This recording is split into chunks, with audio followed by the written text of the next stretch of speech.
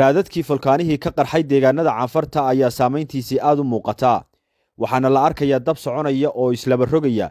iyo biyo karaya oo ka soo baxaya dhulka hoostiisa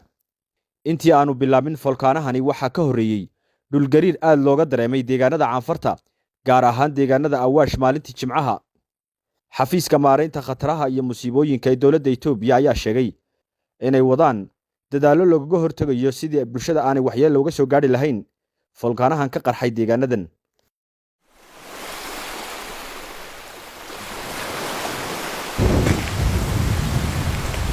رسالة جمرة